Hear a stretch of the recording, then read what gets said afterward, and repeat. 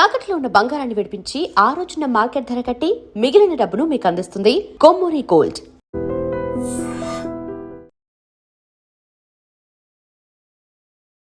నమస్తే, welcome to iDream media. నేను మీ రుద్దం శ్రీనివాస్. ఇవాళ ప్రపంచాన్ని కలవరపెడుతున్న కేసు ఏదైతే ఉందో, జెఫ్రీ ఎప్స్టీన్ ఫైల్స్ కేసుకు సంబంధించి ప్రపంచం నివ్వెరపోయే నిజాలు ఒక్కొక్కటి రోజు రోజుకు భయంకరమైన విషయాలు బయటకు వస్తున్నాయి. ప్రపంచంలో ఇప్పటి వరకు జరిగిన లైంగిక నేరాల కేసుల్లో ఇది టాప్లో ఉందని చెప్పచ్చు. జెఫ్రీ ఎప్స్టీన్ అనే వ్యక్తి ప్రపంచంలో అత్యంత పలుకుబడి కలిగిన ధనవంతులను అడ్డపెట్టుకుని చేసిన అరాచకాలమైన వస్తున్న వార్తలు కలవరపెడుతున్నాయి. ప్రపంచాన్ని ఎట్లా ఆ శక్తులు తమ అధీనంలో ఉంచుకొని ఇన్నోళ్ళు కప్పిపుచ్చుకున్నాయి అనే విషయం కూడా చాలామందిని విస్మయానికి గురి చేస్తుంది. ఎప్స్టీన్ ఫైల్స్లో ముఖ్యంగా ప్రపంచ అధినేతలు ఉండడం, వారంతా చాలా పలుకుబడి, డబ్బు, అధికార హోదా, ఆర్థిక వ్యవస్థలను శాసించే పరిస్థితులు ఉండడం కూడా ఈ కేసులో అత్యంత ఆసక్తిని చూపిస్తున్న విషయంగా మనం చూడొచ్చు. దీని మీద మాట్లాడడానికి మనతో ప్రసాద్ పేకేటి గారు ఉన్నారు. ఆయన జియో పొలిటికల్ అనలిస్టు. నమస్తే ప్రసాద్ గారు. నమస్కారం శ్రీనివాస్ గారు. సార్, జెఫ్రీ ఎప్స్టీన్ ఫైల్స్ ఇవాళ ప్రపంచాన్ని కుదిపేస్తున్నాయి. ముఖ్యంగా మన ఇండియాను కూడా, మన పార్లమెంట్లో కూడా చాలా పెద్ద చర్చ జరిగింది దీని మీద. ఓకే, ఆ విషయాల తర్వాత మాట్లాడదాం. అసలు ఏంటి ఈ జెఫ్రీ ఎప్స్టీన్ అనేది, ఈ ఫైల్స్ను మీరు ఎలా చూస్తారు? దీన్ని ఎలా మీరు అభివర్ణిస్తారు? జెఫ్రీ ఎప్స్టీన్ అనే వ్యక్తి అంటే, మనము ఒక బాగా చదువుకున్న వ్యక్తి, తెలివైన వాడు, మేధస్సు ఉన్నవాడు వక్రదారులు పడితే ఈ ప్రపంచానికి ఎంత ప్రమాదకరమో అది మనకి ప్రత్యక్ష ఈ ఉదాహరణ. ఇది చాలా బాధాకరమైంది. అసలు పైశాచిక ఆనందాల గురించి అమ్మాయిలని లేకపోతే చిన్న అబ్బాయిలను కూడా ఎలా ఎక్స్‌ప్లాయిట్ చేస్తారు అన్నది మనకి ఈ డీటెయిల్స్లో తెలుస్తుంది. ఈ జెఫ్రీ ఎప్స్టీన్ న్యూయార్క్ ప్రాంతం చెందినవాడు.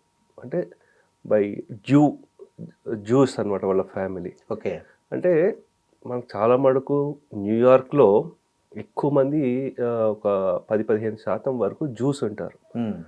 అంటే అరౌండ్ 1930s 40s ఆ ప్రాంతంలో బయట నుంచి వచ్చిన వాళ్ళందరూ చాలా మంది ఫస్ట్ న్యూయార్క్లో ఉండేవారు. చాలా మంది అక్కడ ఫైనాన్షియల్లీ జ్యూస్ వాళ్ళు ముందు నుంచి ఉండేవారు కాబట్టి అక్కడ స్టేబుల్ అయ్యారు. అక్కడ వారి చిన్న నార్మల్ బ్యాక్గ్రౌండ్ వాళ్ళది. వాళ్ళ నాన్న టీచర్ కదా, ఒక మ్యాథ్స్ టీచర్. అతను వాళ్ళ నాన్నగారు చాలా సామాన్యులు, అంటే ఒక గార్డెనర్గా అలా ఉండేవారు. ఇతను ఎంత తెలివి అంటే ఆల్మోస్ట్ ఒక 2 grades ముందే ఇచ్చేసారు ఆయనకి. అంటే మనకి 8th క్లాస్లో ఉండేవాడు ఇంకా చదువుకుంటున్నవాడు 10th క్లాస్ ఎగ్జామ్ మంచి బ్రహ్మాండమైన మార్కులతో వచ్చినట్టు. Child prodigy. మ్యాథ్స్ ఫిజిక్స్లో చాలా టాలెంట్ ఉంది. ఓకే, అటువంటి వాడు ఏం చేశాడంటే, సరే ఇంకొక పెద్ద అర్హత ఉన్నా లేకపోయినా ఒక మంచి ఇతని టాలెంట్ చూసి ఒక మంచి స్కూల్, ప్రఖ్యాతి చెందిన స్కూల్లో ఇతనికి స్కూల్లో జాబ్ ఇచ్చారు, మ్యాథ్స్ టీచర్గా. అక్కడ నెమ్మది, అంటే పెద్ద స్కూల్ అంటే ధనవంతులు వాళ్ళందరూ వస్తారు కదా. అవును. నెమ్మదిగా వాళ్ళతో ఫ్రెండ్షిప్ చేసుకోవడం మొదలుపెట్టాడు. వాళ్ళతో అట్లా ఒక ఏజెన్సీ ఒకటి ఏదైతే ఉందో, కన్సల్టింగ్ ఫర్మ్ బర్న్స్ అంటారు, దాంతో అతను వర్క్ చేస్తూ ఇంకా ఆ ట్రేడ్స్లో ఎలా మన ఫైనాన్షియల్లీ ఇంకా బాగా రావచ్చు ఇలా అని చెప్పి అతను నెమ్మదిగా ఏం చేశాడంటే, అతను ఓన్ కంపెనీ పెట్టుకున్నాడు. ఓన్ కంపెనీ పెట్టుకుని అక్కడ యుఎస్లో చాలా ఫేమస్ లింగరీ, ఒక ఎస్పెషలీ ఫీమేల్స్ వాళ్ళది విక్టోరియా సీక్రెట్ అని ఉంది. దాని అధినేతది ఈ పోర్ట్ఫోలియోలు, అంటే స్టాక్ మార్కెట్ పోర్ట్ఫోలియోలు అవన్నీ మేనేజ్ చేయడం, నెమ్మదిగా ఆప్షన్స్ ట్రేడింగ్ ఇవన్నీ చేయడము, ఈ ట్రేడింగ్లో ఉన్న సీక్రెట్స్ అవన్నీ నెమ్మదిగా తెలుసుకోవడం మొదలుపెట్టాడు. సో అతను అక్కడితో ఆగలేదు. నెమ్మదిగా న్యూయార్క్లో ఉండే ప్లేస్లో ఏంటంటే, చిన్న టీనేజర్స్ 14 years 15 years ఇటువంటి అమ్మాయిలకి మీకు కెరియర్లో మంచి ఆప్షన్స్ ఇస్తాను, ఇవి ఇస్తాను అని వాళ్ళకి రిచ్ గిఫ్ట్స్ ఇచ్చేయడము, లేకపోతే వాళ్ళని ట్రాప్ చేయడం మొదలుపెట్టాడు. మీకు చాలా మంచి కెరియర్ బ్రేక్ వస్తుంది, మోడలింగ్ లేకపోతే మూవీస్, అంటే మనం చూస్తూ ఉంటాం మీటు వీటిలలో. సో దాంట్లో ఇదొక పార్ట్, కాస్టింగ్ కావచ్చు. దీంతోనే ఆగలేదు అతను ఏం చేశాడంటే, ఇంకా అక్కడ వాళ్ళని నెట్వర్క్ లాగా చేయడం మొదలుపెట్టాడు.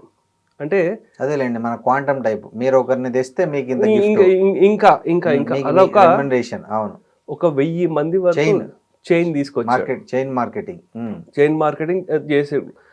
అయితే నెమ్మదిగా అతనికి ఇంకొక ఆవిడ మ్యాక్స్వెల్ అని ఒక ఆమె ఇతనికి ఒక తోడు అయింది. అంటే ఇతను ఏంటంటే ఆల్రెడీ ఫైనాన్స్ వాటిలో పెద్ద పెద్ద హై ప్రొఫైల్ వాళ్ళు ఎవరైతే ఉన్నారో అతను పట్టుకొస్తూ ఉండేవాడు. ఇతని లివింగ్ పార్ట్నర్ ఆర్ వైఫ్ అంటారు కానీ ఎంతవరకు లీగల్ తెలియదు మనకి. ఆమెమో ఇటువంటి ఆడపిల్లలందరినీ ట్రాప్లో పెడుతూ వచ్చేది. సో దాంతో వీడి ఆస్తి కానీ ఇవన్నీ కానీ మిలియన్స్ దాంట్లో దాటిపోయింది. అయితే ఇది 95-2000 వరకు ఇలా చేయలేదు. నెమ్మదిగా అతను సుఖం గురించి పైశాచిక ఆనందాల గురించి చేశాడు. తర్వాత ట్రాప్ చేయడం మొదలుపెట్టాడు. 2005లో ఇతని మీద కేసు పడింది. 2005లోనే కేసు పడింది. అయితే అది పెద్దగా ఏం చూపించకుండా ఇతన్ని మామూలుగా వదిలిపెట్టేశారు. అయిన తర్వాత 2007 తర్వాత ఇంకా పెద్దగా ఎక్స్పాండ్ చేస్తూ వెళ్ళిపోయాడు.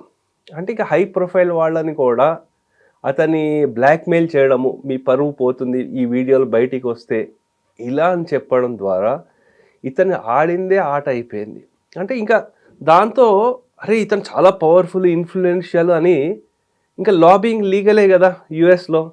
అందు గురించి వాళ్ళు ఏం చేశారంటే ఎక్కువ శాతం మంది ఇతన్ని అప్రోచ్ అవ్వడం మొదలుపెట్టారు లాబింగ్ గురించి. లేకపోతే ఇతను ఇచ్చే గిఫ్ట్స్ ఇవన్నీ చూసుకుంటూ పెద్ద పెద్ద పొలిటీషియన్లు వీళ్ళందరూ ఇతని గ్రిప్లో వచ్చేసారు.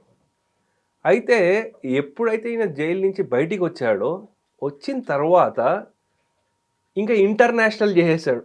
అంటే దీన్ని ఒక సపరేట్ ఐలాండే కొనేసాడు, వర్జిన్ ఐలాండ్స్ లో ఇతని పేరు మీద ఒక ఐలాండ్ కొనేసాడు. అంటే 72 స్క్వేర్ కిలోమీటర్స్లో కొనేసాడు. ఇంటర్నేషనల్లీ చాలామంది మనకి ప్రిన్స్ విలియం ఉన్నాడు, అతని పేరు కూడా వచ్చింది ఇటువంటి వాటికంటే. షాకింగ్ అండి, Stephen Hawking really shocking. So ఇతని మనకి మీమ్స్ కూడా ఎలా వస్తున్నాయంటే మన మీర్జాపూర్లో ఇటువంటి అతన్ని కంపేర్ చేయడాలు. స్టీఫెన్ హాకింగ్ అంత తెలివైన వాడు ఏంటి అతను కూడా ఇలాగా. అంటే ఇక్కడ చూసుకోవాల్సింది ఏంటంటే ఇతని మనస్తత్వం ఎటువంటిదంటే మనకి తెలుగు సినిమాలో ధృవ సినిమాలో చూసాం. అరవింద్ స్వామి తెలివైన వాడు. ఆ తెలివిని ఎలా వాడుకున్నాడు అంటే ఎంత నెగిటివ్ గా దుర్మార్గపు ఆలోచనలతో ముందుకెళ్ళాడో అది ప్రత్యక్ష ఉదాహరణ. అయితే ఇంకోటి చూడాల్సింది, ఎప్పుడైతే డబ్బులు ఎక్కువైపోతుంది, నీకు మొత్తం పవర్ఫుల్ కనెక్షన్స్ డెవలప్ అవుతుందో ఇతని మీద మళ్ళీ కేసు పడింది. ఎంత కేసులు వచ్చినా సరే 2018-19 మళ్ళీ జనాల్లో కూడా బాగా తెలిసింది. ఇది యుఎస్లో ఒక విషయం మెచ్చుకోవాల్సింది ఏంటంటే అండి, సివిల్ సొసైటీ అక్కడ ఇంకా ఉంది. ఎంత వీళ్ళు డీప్ స్టేట్ ఎంత అణగతొక్కి ఇవి ఉన్నా సరే సివిల్ సొసైటీ అనేది బాగానే ఉంది. వాళ్ళు ఇంకా ఒత్తిడి తీసుకురావడం మొదలు పెడితే ఇతన్ని మళ్ళీ జైల్లో వేశారు. జైల్లో వేసిన తర్వాత కానీ శిక్ష లేకపోతే బెయిల్ అది ఎలా ఇచ్చారంటే వారానికి 12 గంటలు ఇతను జైల్లో ఉండాలి, మిగతా ఇతనికి ఉన్న ఫుల్ బిజినెస్ ఇంత బిజీగా ఉంటాడు కదా అది ఇంపాక్ట్ కాకూడదు అని రూల్స్కి విరుద్ధంగా కూడా శిక్ష వేశారు. అయితే వన్ ఫైన్ డే 2019లో ఇతను ఎక్కడైతే ఏ రూమ్లో అయితే ఉన్నాడో ఇతను ఆత్మహత్య చేసుకున్నారు అన్నారు.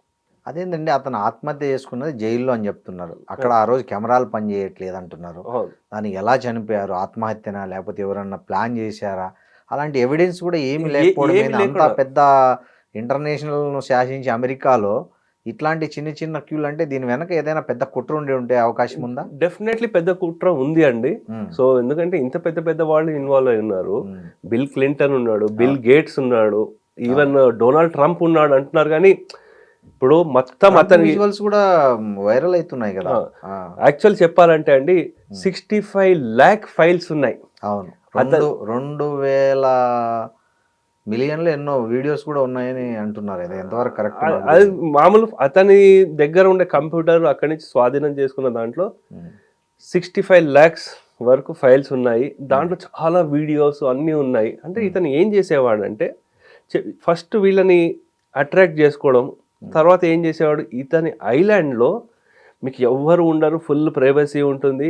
ఎంప్లాయీస్కి వాళ్ళందరికీ నాన్ డిస్క్లోజర్ అగ్రిమెంట్స్ అవన్నీ రాయించడం అవన్నీ చేసి ఏదో ఒక ఒక మూల ప్లేస్లో మొత్తం కంట్రోల్ రూమ్గా పెట్టుకొని ఈ డీటెయిల్స్ అవన్నీ రికార్డ్ చేసుకుంటూ వచ్చి ఒక్కొక్కళ్ళు స్టోర్ చేసుకుంటూ వచ్చి ఇతన్ని ట్రాప్ చేస్తూ అమ్మాయిలను ట్రాప్ చేస్తూ నెట్వర్క్ లాగా డెవలప్ చేస్తూ తర్వాత మీరు నోరు ఎక్కడైనా విప్పారంటే మిమ్మల్ని చంపేస్తామని భయపెడుతూ సో అవన్నీ చేసుకుంటూ వచ్చి తర్వాత వీళ్ళకి ఇటువంటి డీల్స్ ఇదే కాదు, ఈవెన్ యూఏఏ నుంచి షేకులు ఎవరైతే ఉన్నారో వాళ్ళు కూడా దాంట్లో కూడా ట్రాప్ అయి ఉన్నారు. పంపించిన ఈమెయిల్స్ ఇవన్నీ ఏవైతే ఉన్నాయో మన ఇండియా పేరు కూడా వచ్చిందండి వార్తల్లో. అది మీరు దాన్ని ఎంతవరకు నమ్మొచ్చు అంటారు? మోదీ తర్వాత అనిల్ అంబానీ. ఓకే, ఇప్పుడు అనిల్ అంబానీ ఇంకా మనకి హర్దీప్ సింగ్ పూరి గారిది, మోదీ గారి పేరు కూడా వచ్చింది. ఈ మూడు ప్రముఖంగా వినపడుతున్నాయి. కాంగ్రెస్ పార్టీ కూడా సరే ఈ విషయాలనే ఎక్కువగా మాట్లాడుతుంది. నేషనల్ షేమ్ అని కూడా సరే వాళ్ళు చెప్పుండొచ్చు, కానీ మనము ఇక్కడ చూడాల్సింది ఏంటంటే అండి, అపోజిషన్ వాళ్ళకి ఏం ఇష్యూలు దొరకకపోతే ఏదో ఒకటి చేసి చూపిస్తారు. కానీ వాస్తవంగా ఏం జరిగింది అక్కడ, first Modi garu he is the head of the state and ఆయన ట్రిప్స్, ఫారెన్ ట్రిప్స్ ఎక్కడైతే వెళ్తూ ఉంటాయో ఆ ఇదివరకు హయాంలో ఏంటి అందరు జర్నలిస్టులను అందరు తీసుకెళ్లేవాళ్ళు, ఆ ఇన్ఫర్మేషన్ లేకపోతే సెలెక్టివ్ లీకింగ్ చేస్తూ ఉండేవాళ్ళు. ఇప్పుడు ఈ మోదీ గారు వెళ్ళడంతో ఏమవుతుందంటే ఆ డీటెయిల్స్ ఏం రావట్లేదు. ఓకే, అయితే అనిల్ అంబానీ గారు ఇతను లాబీయిస్ట్. సో ఇతను ఒకటి అనే వ్యక్తి బేసిక్ గా లాబీయిస్ట్. అతనికి ఉండే కనెక్షన్స్ వాళ్ళతో, సరే లాబీయిస్ట్ కాబట్టి ఎలా కనెక్షన్ డెవలప్ చేసుకుంటారు మీరు, ఏం జరుగుతుంది మోదీ గారు దానికి అంటే ఇక్కడి నుంచి ఇన్ఫర్మేషన్ లేదు కాబట్టి అక్కడి నుంచి తెప్పించుకో అంటే మనకు చెప్తారు కదా, రాజుగారి దగ్గర నుంచి కాకపోతే రాణి గారి దగ్గర నుంచి తెప్పించుకోవాలని. ఆ విధంగా అతను ప్రయత్నం చేశాడు. దాని తర్వాత ఏమనేది డీటెయిల్స్ అయితే అది రాలేదు. సో ఇంకోటి, మోదీ గారు ఇజ్రాయెల్ ట్రిప్ వెళ్ళినప్పుడు ఏదో వీళ్ళని ఇంప్రెస్ చేయడానికి పాడాడు, డాన్స్ చేశాడని. అవును, ఇంగ్లీష్ సెంటెన్స్లు కొన్ని మనం జాగ్రత్తగా చదవాలి. ఇప్పుడు నేను మీకు నచ్చినట్టు లేకపోతే నేను మీకు చెప్పినట్టు చేశాను అనుకో, దాన్ని ఏమంటారంటే డాన్సింగ్ టు శ్రీనివాస్ గారి ట్యూన్స్ అంటారు. అంతేగా నిజంగా మీ ముందు వచ్చి డాన్స్ చేయనట్టు అన్నట్లు అది ఒక ఫ్రేజ్ గా తీసుకోవాలి. సో దానికి ఏదో ఇష్యూ లేకుండా అసలు బడ్జెట్ లో ఇంపార్టెంట్ అయిన ఆస్పెక్ట్లు ఏవేవి ఉన్నాయి, అసలు ఏ సమస్యలు ఉన్నాయి దాని గురించి ఏం మాట్లాడకుండా, లేకపోతే ట్రేడ్ డీల్ ఎలా జరిగింది దాని గురించి మాట్లాడకుండా ఏదో ధర్నాలు చేసేయడము, దాంతో మనకు అవ్వకుండా చేసేసారు.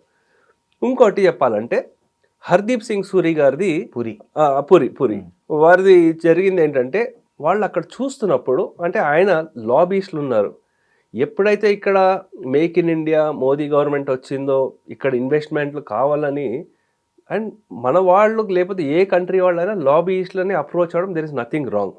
మీరు ఆ ఈమెయిల్స్ పూర్తిగా చూస్తుంటే అతను లింక్డ్ఇన్ అనే కంపెనీ వాళ్ళకి ఇక్కడ బాగా పెరుగుతోంది, ఇక్కడ మనకి ఎక్కువ మంది వస్తున్నారు అంటే యూజర్స్ చాలా ఎక్కువ ఉన్నారు, యూజర్ బేస్ చాలా ఎక్కువ ఉంది కాబట్టి మీ వాళ్ళు ఇక్కడ కంపెనీ సెటప్ చేసి ఇన్వెస్ట్మెంట్ చేస్తే మీకు మంచిది, ఇక్కడ మా వాళ్ళకి మాకు ఇన్వెస్ట్మెంట్ వస్తుంది అన్న ప్రపోజల్ని మీరు పుష్ చేయండి అని చెప్పారు.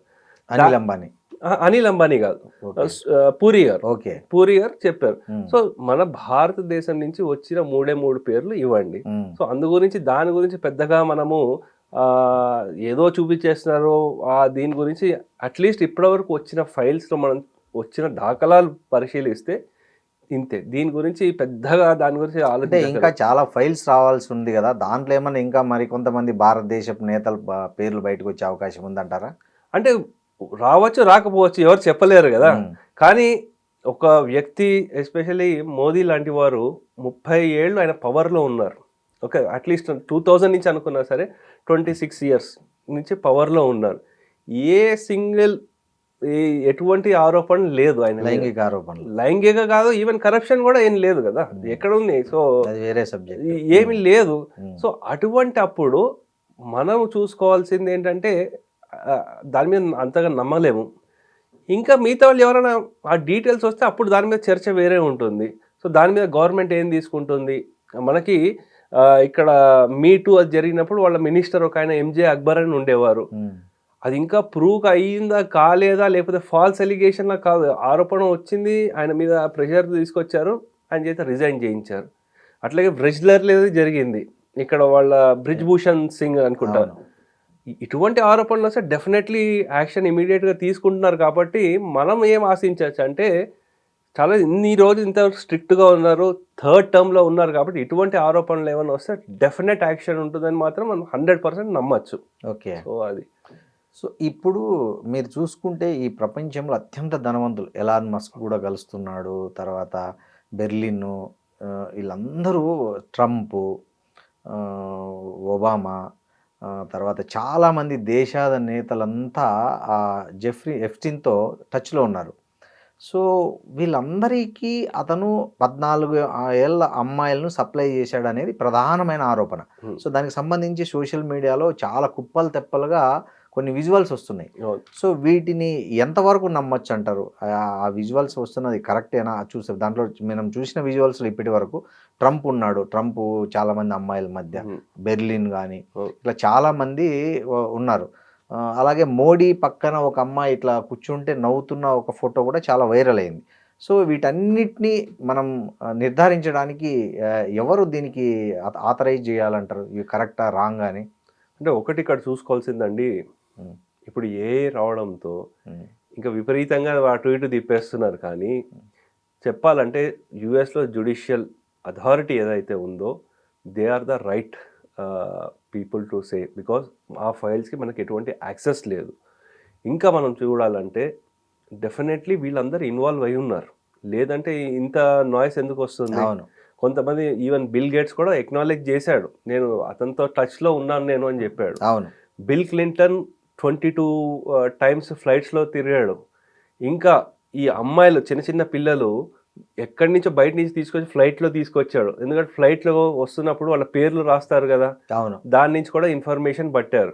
సో అందు గురించి ఈ ఆరోపణ నిజమే. ఇంకోటి ఐలాండ్ ఆ చుట్టుపక్కల ఉండేవాళ్ళు పీడోఫైల్ ఐలాండ్ అంటారు. అంటే ఇట్లా చిన్న పిల్లల్ని తీసుకొచ్చి ఎక్స్ప్లాయిట్ చేస్తున్నారు ముందు నుంచి అక్కడ ఉంది. సో అందు గురించి వాస్తవమే, ఇది అబద్ధం కాదు. దీంట్లో ఏంటంటే పొలిటీషియన్లు, పవర్ఫుల్ పీపుల్ ఇక్కడే కాదు అంటే యుఎస్ఏ కాదు, యావత్ ప్రపంచంలో ఎక్కడైనా సరే ఎప్పుడైనా పట్టుబడతారో వాళ్ళకుండే పలుకుబడి ధనాన్ని ఉపయోగించుకుని వాళ్ళకి పడే శిక్షను తగ్గించుకుంటూ వస్తూ అది ఇంకా ఆ కోర్టు విషయం అలా నానుస్తూ తీసుకొస్తారు. కానీ అదే డబ్బు లేనన్ను అయితే వెంటనే వాళ్ళని చంపేస్తారు. కానీ వీడి దగ్గర చాలా సీక్రెట్లు ఇంకా బయట పడతాయన్న దాంతో కోర్ట్ అది ఆ జైల్లో వాడికి ఇచ్చిన రూమ్ లోనే ఇతన్ని నేను అనుకోవడము సూసైడ్ అని చూపించి అతను యాక్చువల్లీ చంపేసి ఉంటారని అనుకుంటున్నాను. ఎందుకంటే కొంచెం నెక్ దగ్గర మార్క్స్ అవన్నీ ఉన్నాయి అంటున్నారు. కానీ అప్పుడు సీసీటీవీలు పనిచేయకపోవడం, అంటే యుఎస్ ఇంత పకడ్బందీగా ఉంటుంది సెక్యూరిటీ అనేది, దాంట్లో కూడా సీసీటీవీలు పనిచేయకపోవడం ఇవన్నీ మనకి అనుమానానికి గురి చేస్తున్నాయండి. ఈ ఎప్స్టీన్ అనే వ్యక్తి అక్కడికి 14 ఏళ్ళ అమ్మాయిలను తీసుకెళ్ళి వాళ్ళను ఈ ప్రపంచంలో అత్యంత ఎవరైతే శక్తిమంతులు, ధనవంతులు ఉన్నారో వాళ్ళకు వాళ్ళ కన్నిరికం చేయించేవాడు అనేది ఒక ప్రధాన ఆరోపణ. ఇది 2005లో వెలుగు చూసింది కూడా. ఒక అమ్మాయి అలా కన్నిరకం కోల్పోయిన అమ్మాయి బయటకు వచ్చి కంప్లైంట్ చేయడం వల్ల ఈ కేసు వెలుగు చూసింది. ఇదేమి పైశాచికం ఆనందం అండి ఇట్లాంటి ఈ వ్యక్తులకు? ప్రపంచాన్ని శాసిస్తున్న వీళ్ళందరిలో ఈ 14 ఏళ్ళ అమ్మాయిలతో సెక్స్ చేయాలి, కన్నిరకం చేయాలి, కన్యపిల్లలతో సెక్స్ చేసుకోవాలనే ఈ మానసిక జాడ్యాన్ని ఎట్లా చూస్తారు? అంటే అదే చెప్తున్నా కదా, వీడికి విపరీతమైన డబ్బు వచ్చేసింది అనుకోండి, పలుకుబడి డబ్బు వచ్చిన తర్వాత వాళ్ళకి ఇంకా ఏం చేయాలో తెలియదు. ఏదో ఒక ఇంకా పైశాచిక ఆనందాలు. మీరు 14 ఏళ్ల అమ్మాయిలనే చెప్తున్నారు, అబ్బాయిలను కూడా ఎక్స్ప్లాయిట్ చేశారు. అవును. సో అబ్బాయి చిన్న చిన్న పిల్లల్ని కూడా వాళ్ళకి ఒక కోడ్ వర్డ్స్ కూడా పెట్టుకునేవాళ్ళు. అబ్బాయిలు అయితే హాట్ డాగ్స్, అమ్మాయిలకైతే పిజ్జాలు, ఇటువంటివి కూడా. అంటే మరీ దారుణంగా వాళ్ళు ఇంత ఘోరంగా ఎక్స్ప్లాయిట్ చేశారు. అంటే మిగతా అమ్మాయిలకి వాళ్ళకి కూడా ఏంటంటే వాళ్ళకి విపరీతమైన పేదరికంలో ఉండే వాళ్ళని వాళ్ళకి ప్రలోభాలు చేయడం, చూడు నీకు ఇంత డబ్బు వస్తుంది, పెద్ద కష్టపడక్కర్లేదు, వాళ్ళు ఎంత పవర్ఫుల్ అని చెప్పడము, వాళ్ళని లోగట్టుకోవడము, తర్వాత మీరు ఇవన్నీ ఎక్కడ చెప్పకూడదని భయపెట్టడము, ఇవి మనం చూస్తున్నా. అంటే ఈ ఎక్స్ప్లాయిటేషన్, ఎందుకంటే ఫీమేల్ ట్రాఫికింగ్, సెక్స్ ట్రాఫికింగ్, ఇది ప్రాబ్లం ఇది. సో అందు గురించి ఏంటంటే యుఎస్లో జరుగుతోందంటే వాడు యుఎస్ అమ్మాయిలే కాదు, చాలా మంది రష్యన్ అమ్మాయిలని, యుక్రెయిన్ అమ్మాయిలని, అట్లా వేరే దేశాలని కూడా. అంటే వాడు ఎలా ఎక్స్పాండ్ చేశాడంటే ఇంటర్నేషనల్ చేశాడు దీన్ని. అందు గురించి అంత పెద్ద ఇష్యూ అయింది. ఇప్పుడు ఈ స్వీట్ హార్ట్ డీల్లో FBI దర్యాప్తు ఒకవైపు కొనసాగుతుండగానే ఎప్స్టీన్కి 18 నెలలకే ఇంత పెద్ద కేసులో బెయిల్ రావడాన్ని మనం ఎలా చూడాలి?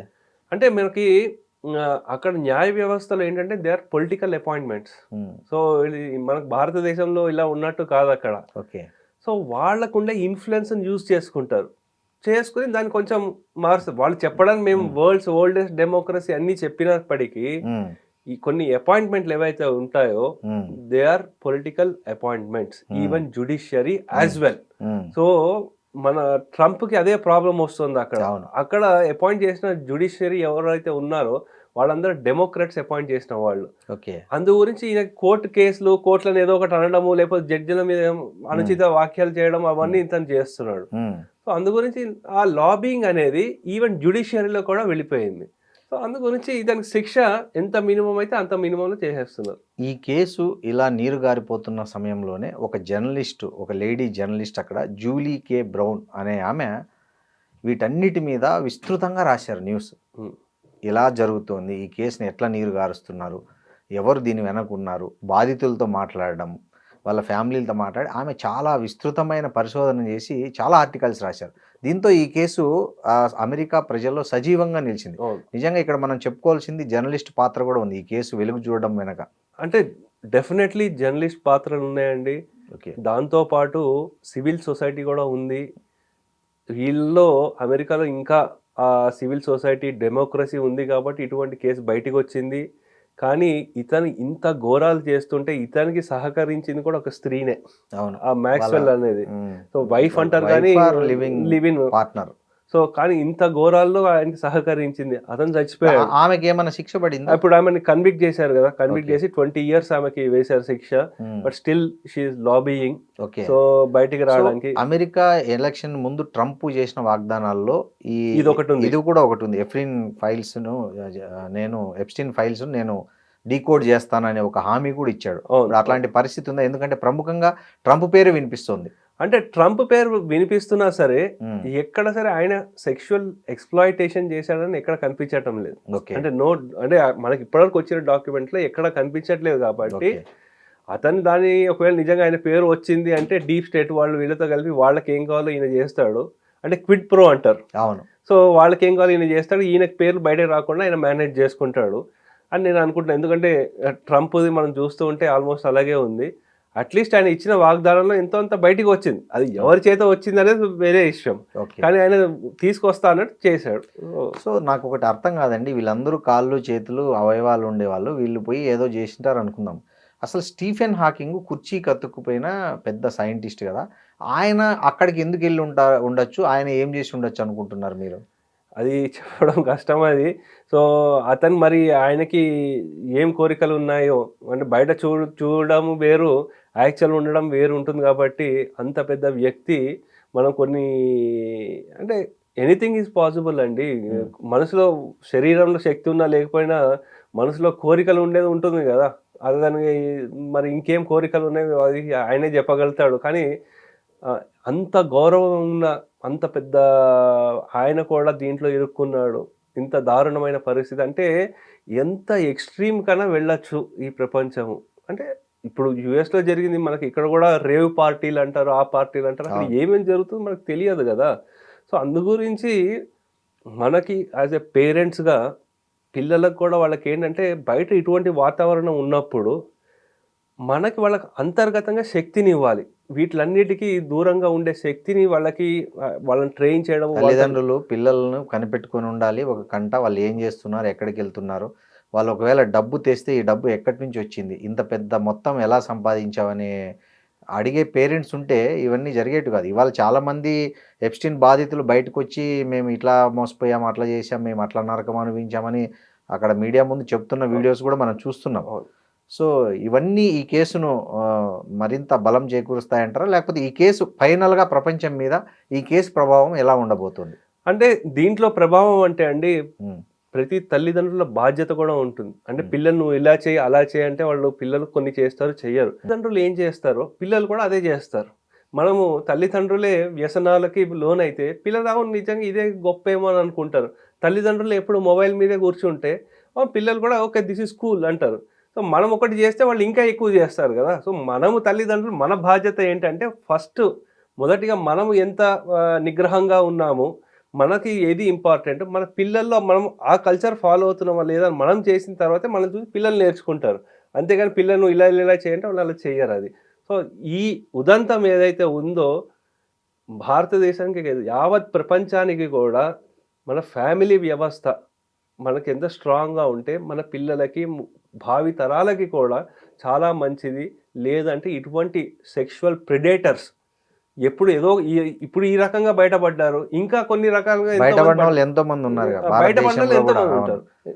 సో అందు గురించి ఇది ఒక ఉదంతము, యావత్ ప్రపంచానికి ఇది ఒక గుణపాఠము. అలాగే డబ్బు ఉండేవాళ్ళు సమాజ శ్రేయస్సు గురించి ఎలా ఖర్చు పెట్టాలి, కానీ వాళ్ళ విపరీత కోరిక పైశాచిక ఆనందాలను మాత్రం తీసుకోకుండా ఎంతో కొంత సొసైటీకి మంచి చేస్తే మంచిదండి.